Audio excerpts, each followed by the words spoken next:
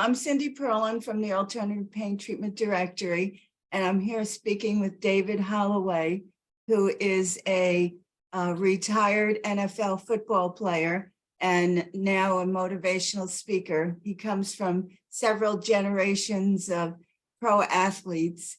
And the reason I wanted to speak with him is that in light of the NFL problems with players getting addicted to opioids, it looked to me like David had a different way of dealing with injuries during his career.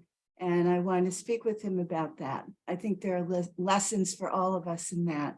So David, tell me a little bit about your history and your time in the NFL. So growing up, like you said, I had a long line of athletes in the family. My dad played for the Patriots. My grandfather, my mother's side, played for the Bruins. So I was always around that atmosphere, professional athletes, their families, and then everything that comes with that. So I grew up in a very, very lucky, very championship aura almost, if you will. But my grandfather won 2 Stanley Cups. My grandfather, my dad went to Super Bowl 20 against the Bears.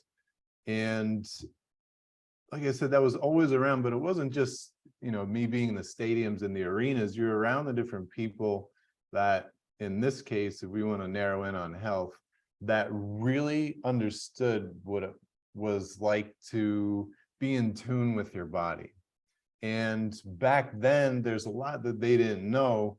So I also got to see what 20, 30 years out looked like, and the next generation after that. So I got to see what not only the good side of sports, but also the sacrifice it takes on your body, on your mental health, on some of your relationships, because you're moving around so much and you have to be so dialed in and focused that sometimes you go off track in your other areas of your life. So I was around all of that, and I'm so happy and thankful I was. And now I get to really share a lot of the lessons when I go and speak or do trainings, teachings, anywhere I go, even if it's schools, I go and get to share some of the lessons from that background. And that's a little bit of before I came. When I came onto the scene, I started at the University of Maryland, and back then, in the ACC, we broke the record for most players drafted in the first round. So we had a ton of talent that I was playing against. And then on to the NFL, a lot of the guys were the same guys I was playing against already. So it's been an amazing ride. It's also been lucky for me that I had the perspective of seeing those other generations, being around it so long, that I knew what I wanted to do and I knew what I didn't want to do. I knew the sacrifices I didn't want to make, just because I saw it growing up with me, them being able to play with me outside. And then as I got older and my younger siblings came up, I'm the oldest of 6, they stopped being able to play outside so much, just because their bodies were just breaking down from all the injuries they had and surgeries they had early on. And my grandfather, when he played, they didn't play with any helmets back then. Really? No helmets? Whoa. No helmets. What years was that? I don't know when they started, but I know he played 19 years professionally and never wore a helmet. Even on the All-Star games, he would come back and he would refuse to wear helmets. So that, and then, football in the 80s, that was big, 70s, late 70s, 80s, that's when steroids really kind of came to the forefront, that a lot of different people were using. And so I was around both sides, what people see on the field, the ice, the court, and I got to see behind the scenes. So I knew what I wanted to do, what I didn't. I knew I didn't want to play a super long career just because of the effects that it has. I wanted to get in, carve my little piece, have fun, meet a bunch of amazing people, inspire a lot of people by how I played and the effort I give on the field.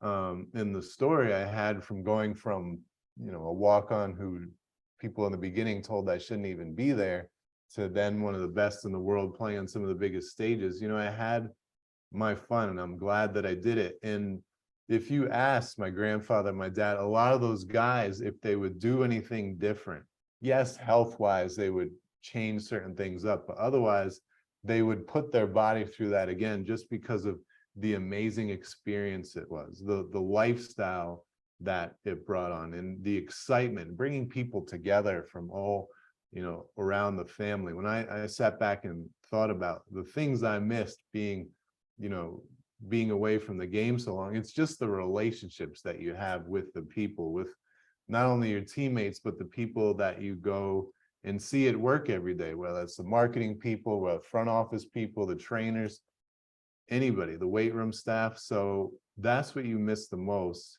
And obviously you do not miss, the taking some of the hits and some of the physical things that you have to mentally and physically go through every day. So part of your secret of staying healthy in one piece is not having a very long career in the NFL.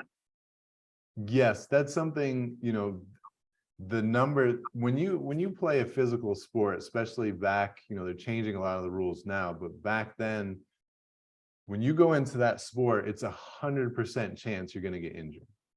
It's inevitable you're going to get hurt. So obviously, the longer you draw that out, the more opportunities you have. Some people can have really short careers and still get just as banged up and hurt as the people long term. So I guess not just making the equation shorter for me, but the physical things that I went through, I did it very naturally. I never took anything illegal, regular protein shakes, things that I was safe with. So I really worked on developing my body to make it very, very durable. So not only am I going to be able to inflict, a lot of physicality, but I'm going to be able to take a lot of punishment too, and be able to bounce back and get through that quickly. And a lot of those things I still take with me now to improve my health, because it's something that as a lifestyle that I was taught, you never really stop working on your health. You never really stop rehabbing, strengthening, stretching. You never really stop that. So your body continues to be able to adapt and be durable and fight off diseases and all kinds of things. Because I found it, for me, when I stopped doing that, I started feeling worse, my energy went down, and some of the old injuries I kind of felt a little bit more. So bringing all that back together is something that I will never stop. As long as I can, I'm going to do my part. So you mentioned that while you were in the NFL and beyond, you did things to make your body more durable. Was that part of the NFL culture, or were you kind of alone in that? It's a mix. Like any business, you have different philosophies, different ideas, and how to achieve something. So in the NFL, a lot of guys, they worked out for sport, and that was it. I think what made me a little bit different is I worked out more for a sport, but also for a lifestyle. So I made sure that, for certain positions, you're only working certain things. Like if you're a kicker, if you're a quarterback, for the kickers, you're working the hips, you're working the leg, you're working the core. That's the majority of your work. Most kickers, one leg is way bigger than the other just because that's what they do. Now, if I was a kicker, I would work everything. Obviously, I'd still have probably more dominant leg, but I would work my entire body from, the neck down, just because I want to maintain a more healthy, balanced lifestyle. That's just what I was taught by some of the best in the NFL. So I was always a student, even though I grew up around sports. I always looked out for people who played for a different reason, who had different approaches to when it came to health, whether that was doing different exercise completely outside of what most people were doing. So we're talking, these are just some of the things that some of the players did. Tai Chi, they were doing, one of the greatest player, arguably ever, Jerry Rice, would do ballet. There was, LA, wow. yes, ballet to work the feet and the little muscles in between and learn how to be more graceful.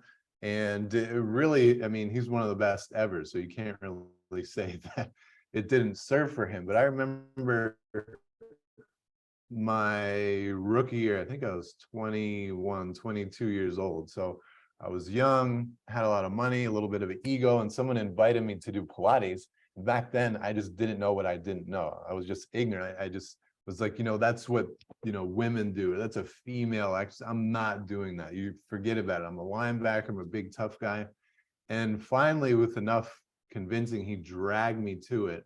And after about the first 5 minutes of seeing how challenging it was and how wrong I was, I never made that mistake again in thinking that something from a completely different area, as long as it's a certain type of movement, doesn't matter how fast or slow, that it can help improve not only my play on the field, but could also improve my physical well-being, being lighter on my feet, having more flexibility.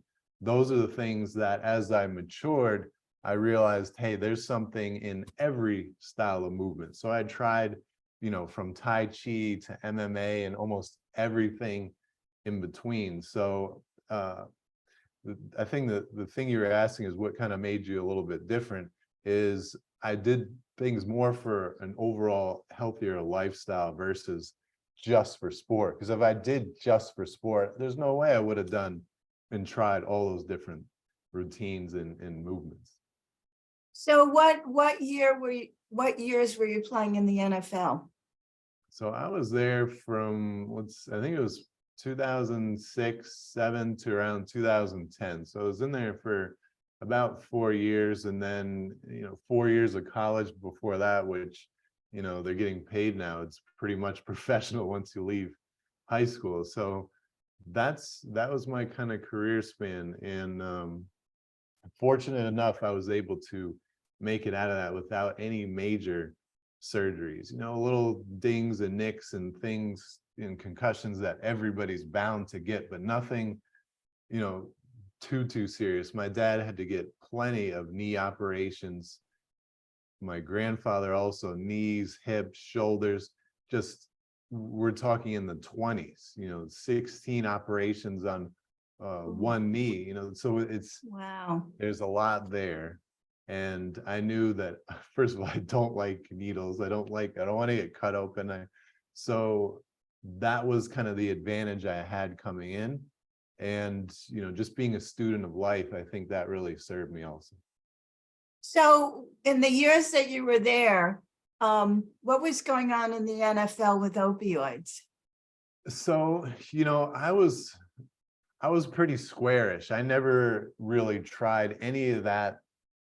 I saw people taking it, and you don't see everything because the locker room's big. People can do it at home, and some people, when they do things like that, or they are addicted to that, they're not all out in the open telling everybody. So you saw a little bit of it. You had a kind of an idea of who was doing things naturally, who wasn't, who might have had kind of a strange spacey kind of look in their eye, and you're around that. But the opioids, I don't think that really hit headlines until a little bit later in the 2000s.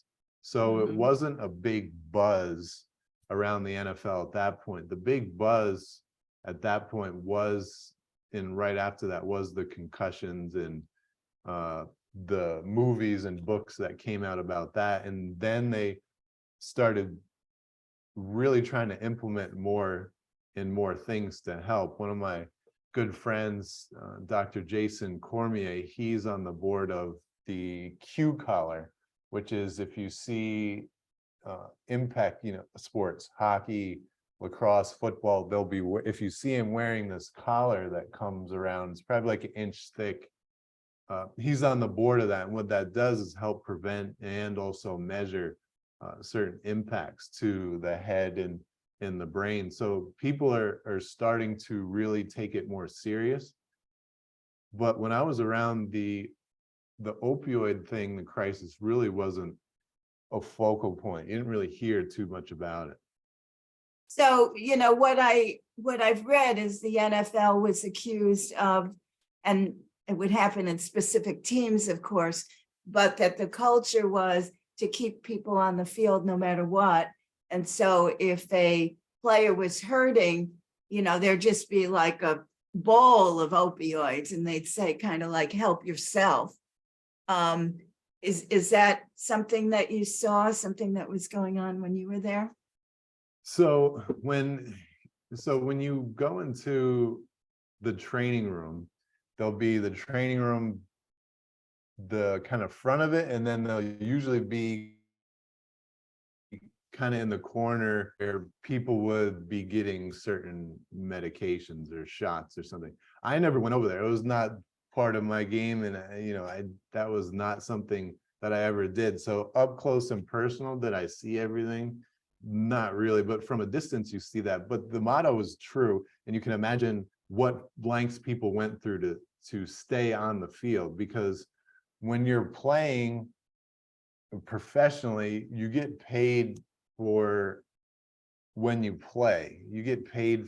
So if you're out, if you're injured, you're not going to get paid as much. And not only that, you risk your job being taken from someone else. Everybody's seen where the starter goes down and then the backup comes in and he does amazing. And there's players that are on second and third teams that are more talented. They just haven't got a chance yet. So sometimes you want to stay on the field, not only for money and to help your team, but also so your job doesn't get taken. So there's a lot riding on that, because when you're a starter, you have your job and it's secure. There's a completely different level of peace that comes with that. And a lot of players never even get that. So to stay on the field and play hurt versus risking not playing and everything that might come with that, a lot of times you're just gonna thug it out. You're gonna, bootstrap it. You're gonna tape it. You're gonna try to ignore the pain as much as you can. And sometimes that's not the mentality at all. Sometimes you are just in that warrior mentality where you're telling yourself, you're telling the trainers, I don't care what just happened, you're gonna have to drag me off the field. There's some people that try to hide their concussions or have people walk with them to where they're supposed to go next, so they don't have to do that. That happened to me once, where I got hit and didn't really, you see the stars and stuff, but I couldn't hear anything. And I'm in a stadium, there's thousands of people screaming, there's people right in front of me, I couldn't hear. And it took me about 60 seconds to kind of snap back and all my senses to focus in. But that happens. So sometimes people are just in that warrior mentality where I just have to, you're not going to drag me out of here, because what I want to sacrifice and give for not only me, but my team, my teammates that are counting on me, I don't want to let them down. So there's a lot of different reasons why people will stay on the field no matter what. And the trainers know that. They're with us every day, so they know the different personalities and how everybody's wired and what some of the lengths people are willing to go to do that. So it gets very specific. So, what I've read implied, there's a class action lawsuit that was filed in 2014 about the NFL addicting the players. The accusation is that the NFL pushed the players to stay on the field for financial reasons, that there was pressure coming from that end. Would you say that that was your experience too, that players were encouraged to keep going even though they were injured? Yeah, that's kind of two parts to that. So one, it's the warrior code and mentality that some people have, yes. And on the other side, there's tremendous pressure to keep playing for financial reasons. And a lot of the contracts, you have certain bonuses that are given out, $500,000, $1 million bonuses if you have certain numbers, if you play a certain amount of snaps. So if you're short of that mark, that's a lot of money to be missing. When if you can keep going or take something to help you stay on the field, to help you get that, a lot of times, especially when you're talking about people that aren't coming from an abundance of wealth, that some players, they have no choice, that they're the sole source of, the economic future of them and before them and after them. So there's some people just don't have a choice. That's just the harsh reality of it. And the NFL knows that. So yes, to both sides, it's the mentality, and also it can be the league putting pressure on you. And it's a league where they don't really care that much about the product. They're there. A lot of the owners, not all of them, but a lot of the owners, they're there to make money. A lot of them don't know much about sports, and they know they want to keep their product on the field. And if one product's damaged or he's not performing, it's next man up. So you kind of forget about him and the next one comes. So with that mentality, there are a lot of people that get neglected. They don't keep an eye on, hey, am I giving this person too much? Is he, outside of the stadium, is he coming in already? You could tell that he's taken something else. So that was back then. There's starting to be a lot more care put on the overall health and also the mental health of certain players, because when you do all that stuff, it's going to affect your mind also. It's going to affect certain testosterone levels, as we know, in steroids. So there's a lot of different effects that they weren't really paying attention to, because it was get them on the field, keep the best product out there. We want the fans coming back, to now we need to really slow down and take a look at some of the different players and how we're giving them certain protocols, because there's just more focus has been put on that lately. So what kind of injuries did you have during your career, and how did you treat them?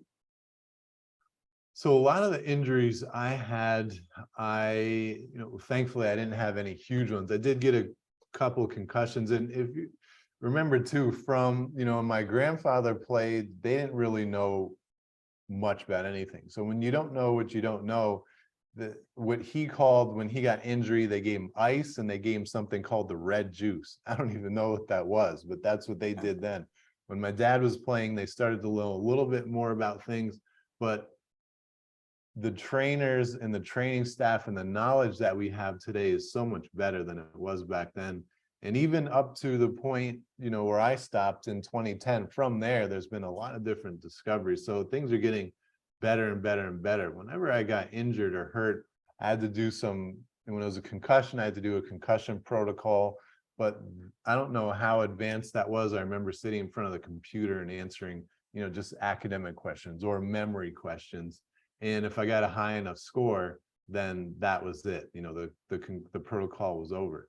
When it came to the different, let's say my hand, for instance, I had a chip bone in my pinky, and they asked me, they said, well, they did an x-ray. They said, the little fragments of bone floating around in there. Does it hurt? Can you still play?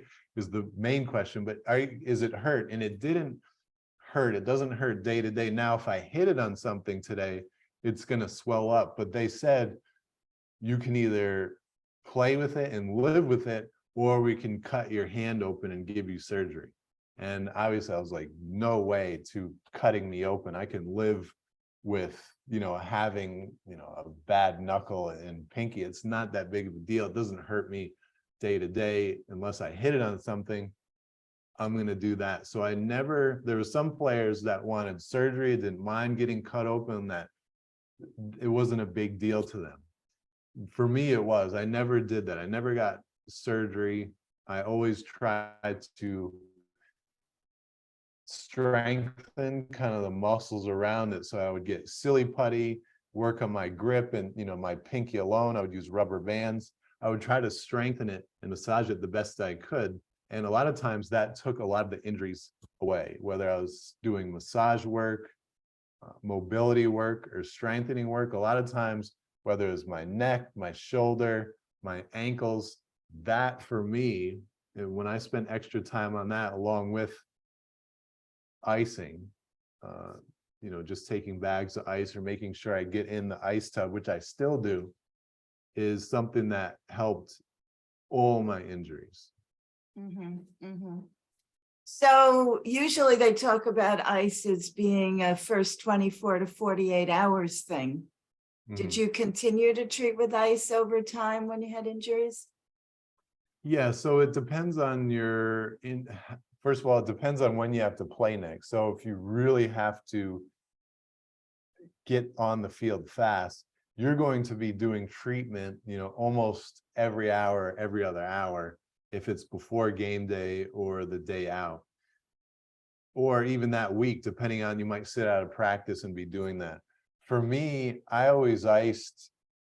Whenever I got injured, I'd make sure I ice right after that. And then let's say every 3 hours or so, I could get an ice bag out of my freezer or fill the tub with ice, or go back to the facility and use their ice tub. So it was every couple hours, depending on how fast I had to get back and play, and the severity of it, how bad was the swelling.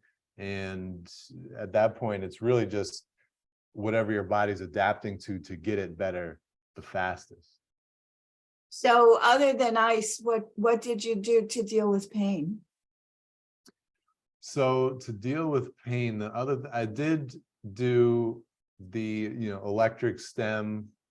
I didn't really feel like that worked very well. I tried it a couple times, and I always, like I said, I was a student, so I was always looking at things that I felt really helped really, really quickly. And believe it or not, ice was the thing that helped me the most when it came to pain and injury, because it does.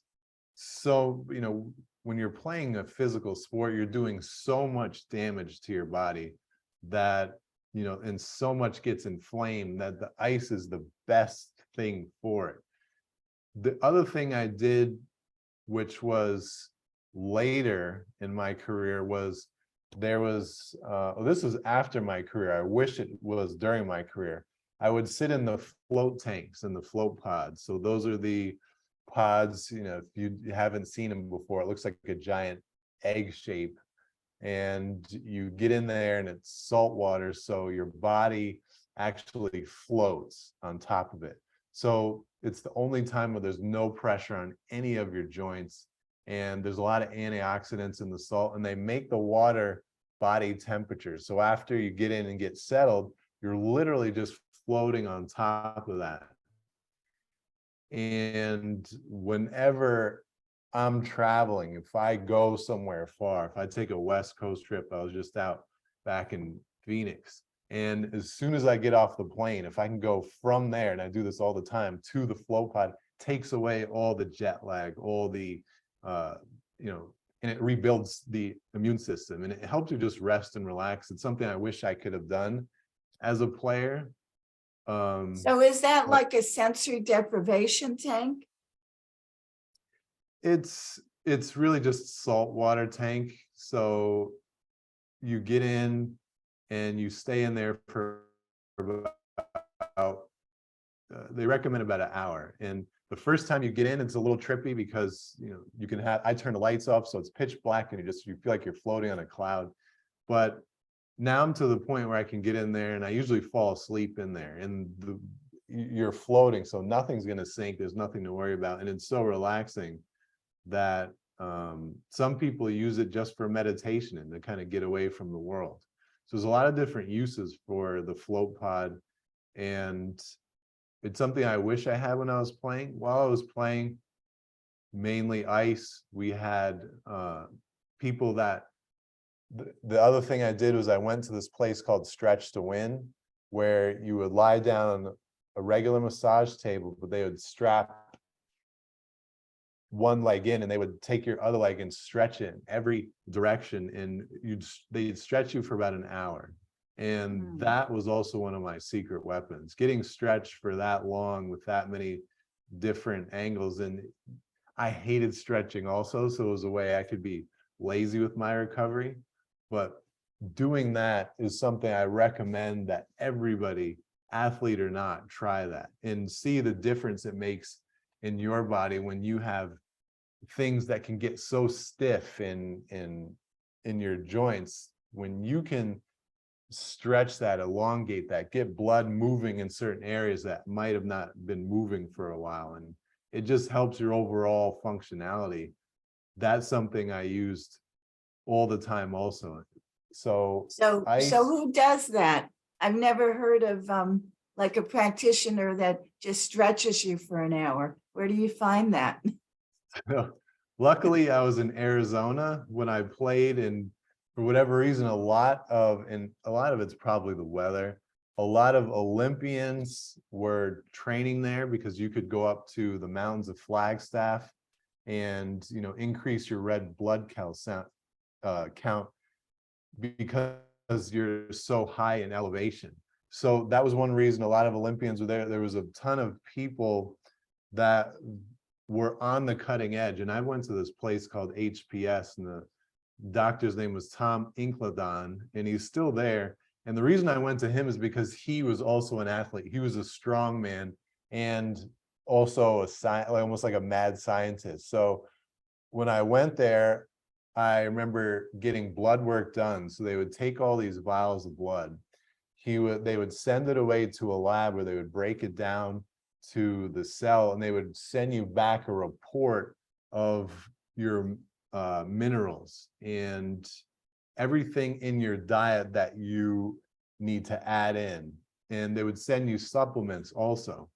So it got very, very detailed. And I was lucky I was there. And in that building were a lot of other athletes. So some of them would share, you know, where else they're getting certain things done and what do they feel about this and how do you feel about this treatment. So I was always testing things like that.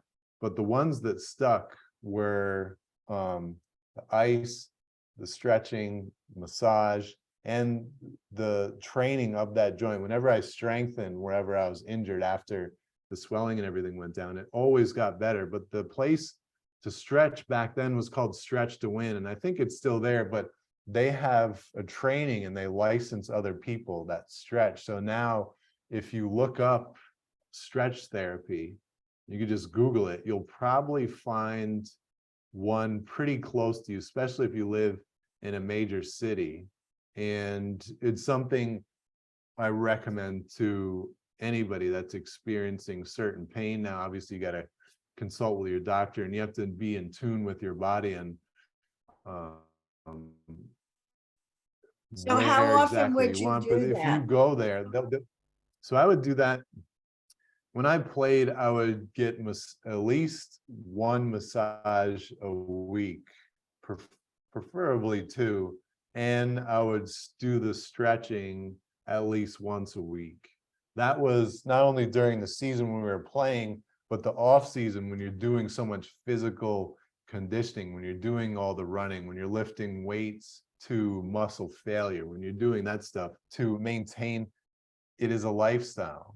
And a lot of people are spending more and more money, a lot of athletes, on taking care of their body, whether that be hiring private chefs and doing a lot of these things, because that adds longevity if you just want to talk about your professional career. But for me, it just added to an overall healthier lifestyle. But you can find those the place I went to is called Stretch to Win in Arizona. If you're there, if you're near there, you could find that. Otherwise, stretch therapy, you can find probably in most major cities. Mm-hmm, mm-hmm.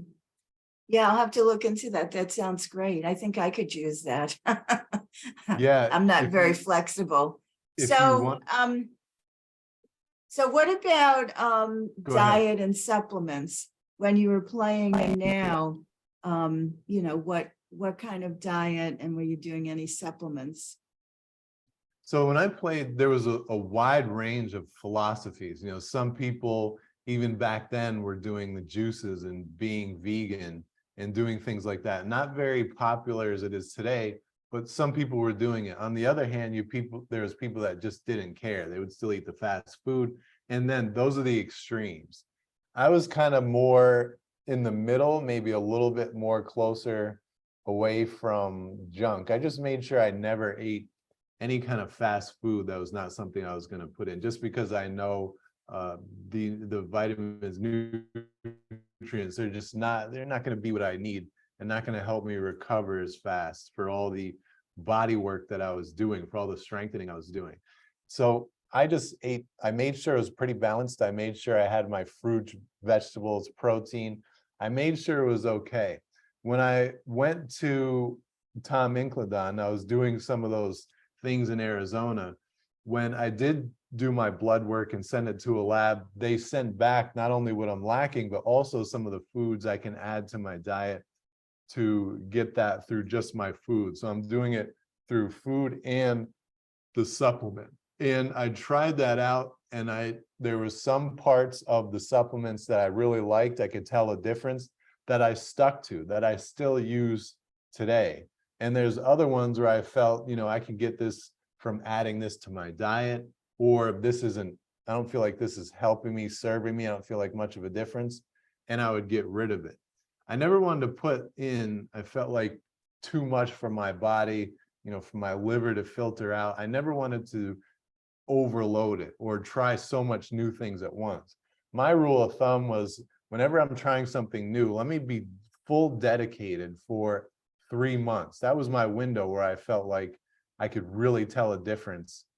Sometimes it was a little earlier, but that was my rule. About 3 months, I'm going to try this. If it works, then I'm continuing. If I don't feel much of a difference, then I'm going to cut it out and be pretty natural with what I eat.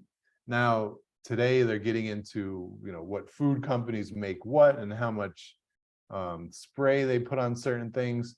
And I just go and ask people, I have family that lives in Canada that they are farmers. So they know more than the average consumer. They know what's marketing and what's not. They know legally or for health reasons what they have, certain hormones they have to inject, to milk and certain things, that people are just taking those headlines and making it feel like it's bad. So I was always a tester. I would give myself 3 months. I tried going vegan with certain things, cut out all meat. I've tried doing the juice cleanses where I'm just doing the juice for up to a week, which I still try to do once a year because I really felt the benefits of that. So I'm always trying to test certain new things. But before I do that, I always ask somebody who's either done it before or I feel like is an expert in that. My team, if you will, that I've been lucky just to being in the environment I'm in, have access to some of the top professionals in the world. And I ask them, I say, hey, what do you think of this? Should I try this? And they give me their answer. And then I make my decision. So a lot goes into it. So did you ever rely on pharmaceuticals at all?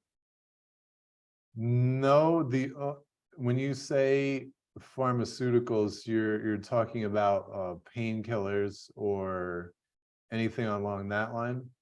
Well, not just painkillers, antibiotics, things like that. Did you kind of have a personal culture of I'm going to always do it naturally? When it came to that, the most I would do is take Advil. That's probably as far as I went. When I remember when I got my wisdom teeth, then I took some I took some of the painkillers then, but when I was playing, we were just talking about me professional, if it wasn't for something like that, Advil is as far as I go when it came to using something like that. When it came to supplements, there was all kinds of supplements and different proteins and different brands that I tried. And the same thing, I would give it the timeline. If it worked, great. If it didn't, then, I stopped. So recently, a lot has come out about the the non-steroidal anti-inflammatory drugs and how chronic use can cause heart attacks, strokes, kidney damage, GI bleeding, and that kind of thing. Did you ever take Advil for extended periods of time, or was it just a acute phase kind of thing? It was just an acute phase. I never did anything for too long unless it was regular supplements or protein. I never got far into that world, and I never wanted to. I wanted to, again, for me, I wanted to do things for a healthier lifestyle. So again, I asked a ton of questions. I did my own research. I was reading, yes, for some of the things I was a guinea pig to feel like, let me try this and see, but it was always testing. And I feel like that's the way I felt the best way to do it. Because there's so many different philosophies. There's Eastern, Western, there's all these new things getting invented. There's new supplements all the time. There's, when you get into professional sports, there's blood spinning where you can take your blood, spin it, and then inject it back in you. There's just so many different things out there that is available. And I would tell everybody to really, really do your research on it. Ask a bunch of people. Fortunately, in sports, there's usually the OGs or the older veterans on the team that have either tried it or know somebody that tried it or have their own doctor, different from the organizations that is a little more in tune with what it does. But it's all testing. And the only one I didn't get to test yet was acupuncture. I've never done that, and I'm excited to try that because of what certain people have told me. But I've done the cupping and other things like that, and I feel like those help a bit. But I stick to my foundational ones, Advil, regular supplements, protein, making sure my diet's okay. Every 10 years or so, I'll go back and do that blood testing again. So that's in my rhythm. But it's very, very basic. It's worked for me. I don't feel like I have these, like other players have to have surgeries, years later because of some of the things that they did, or just from neglect of not adopting, and not only adopting it into your lifestyle, but continuing to learn, because so much is still coming out. And even I think there's been tremendous progress in the non-pharmaceutical arena when it comes to dealing with pain and injury. yes, One of my favorites is light therapy. And I know I met you at a facility in the infrared sauna, but they also have the light therapy, the red and infrared therapy bed. Have you been using that? Yeah, that's something that I need to use more of. I really enjoyed doing that. The red light therapy, I've done my research on it. I understand what it does. And when I did it, I felt much better afterwards. And it's something that I'm going to continue to do and add into my rhythm more and more. And these are good conversations to have with people that are continuing to learn, to strive, and to add new things, because they know things you don't know. And again, it's just being a student of life. We're only given one body. And no matter what you do, you have to take care of it. It's the only thing that you'll be living with your entire life. We only get one. And it's one of the most important decisions you can make. And a lot of people leave it to a baseline level. And I think when you're talking about one of the three main buckets of life, which in the main buckets to me are your health, your wealth, and your relationships, when you're talking about those three things, you should always be learning and evolving and asking the bigger questions, because that leads to a better overall well-being. And all three of those affect your mind and your body, which a lot of people separate those, but really they're connected. If you do something or you go through some kind of trauma, that, it affects your entire body, it affects your psychology. So, and if you do something to your body, it's going to affect your mind too. So it goes both ways, and you've got to take care and do the best of both. So everybody out there listening, I advise you to continue to grow when it comes to learning about your own health, what's out there, and take advantage. Go test certain things, ask certain people about it. The only reason I did the red light therapy is because of that. Tested it, I feel much better afterwards. Why wouldn't I keep going? So you look great. How old are you now? Well, part of that is good genes. I'll be 40 at the end of the year, December 4th.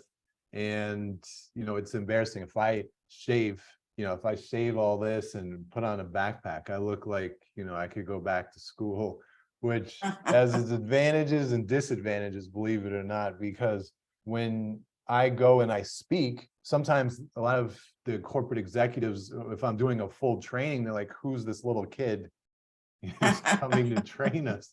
And what does he know? For some of the people that have egos, but I like to remind people that you're never too old to learn, and Right. you're never too young to teach. But Right. Again, taking care of your body and your mind, doing self-care, working on your inner dialogue also,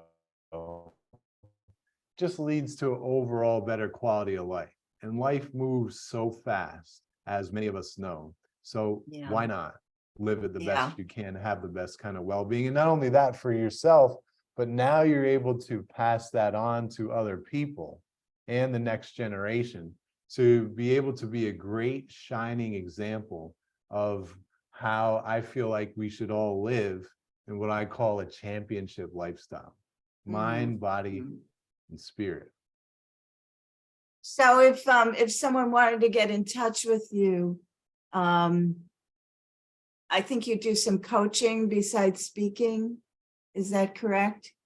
Yeah, So that's how would right. people? So to get in touch, the best way, my website is davidholloway.com, HOLLOWAY.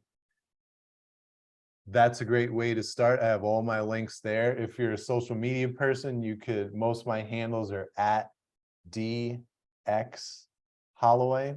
So Instagram, YouTube channels called Hunting Greatness, where I do talk about healthy lifestyles, championship lifestyles, talk about the mind, body, spirit. And yes, I do a monthly meetup, which is called Inside the Holloway Huddle. And you can find that on my website. What we do there is there's a certain personal development topic or professional development topic.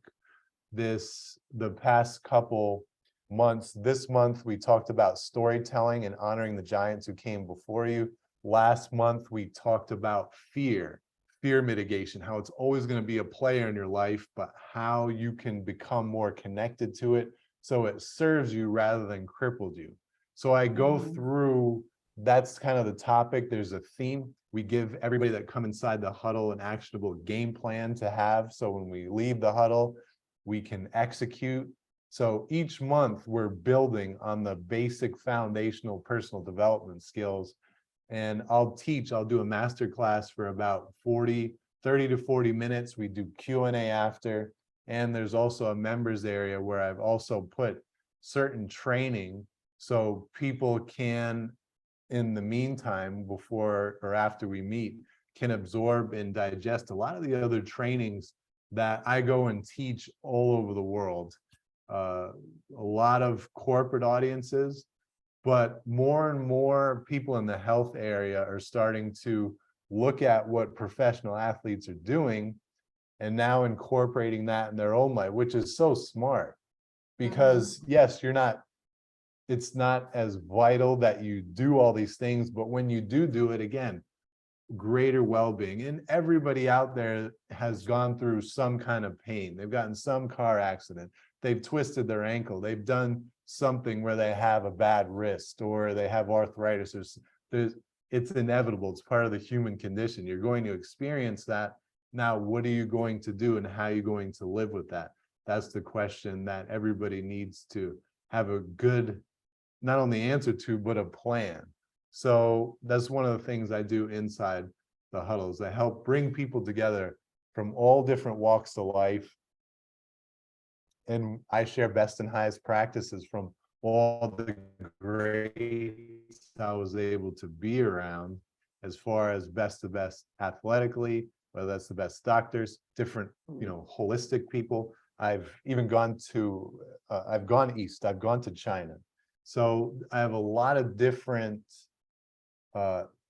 masters that I learned from that I'm just passing their lessons on. So it's a lot of fun. It's very educational. The only thing I ask people bring is a journal to take notes, because we measure and keep track of where we're at, because it's hard to track certain things and see if you're getting better if you're not tracking it. So we also, keep track of 1 to 10 where we feel like we're honestly at, and what's the first step to move that from wherever number it is, let's say it's a 7 up to an 8. And inside, I always talk about, we go for progress, not perfection. It's not a boot camp where, it's everything's black and white and you have to do this and you must. It's what's the next actionable thing? What's the smallest step I could take to help get to that next level? Always, because those little by little improvements become a lot. That's one of my mentors always said. I liked. He said, little by little, little becomes a lot. So that's a little taste of what I bring to the table. And I think we both talked about this when we first met. My main goal with a lot of it is not only to honor those who came before me and share all the gifts, but it's also to help reduce suffering in the world. And I feel like if you can make part of your mission to help reduce suffering of other people, no matter what area that is, then I feel like that's a great way to live. It honors those who came before you. It keeps you in a great state of mind, honors your well-being. And I feel like that is just a very high level of service.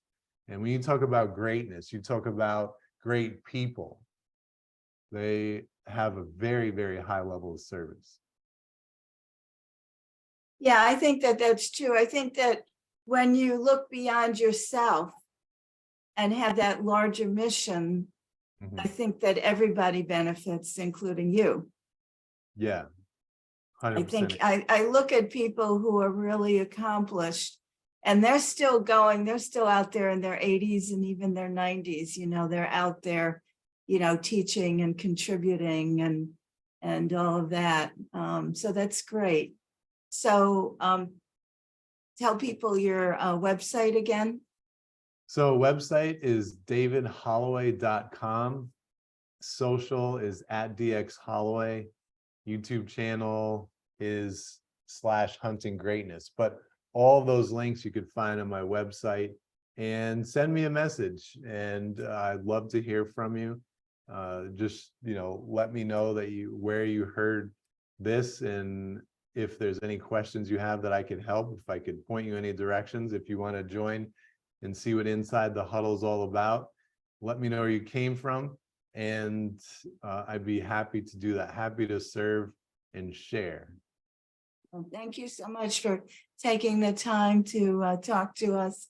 I really appreciate it. You're very welcome. Any other way I can help, just let me know. And I look forward to whatever the future holds.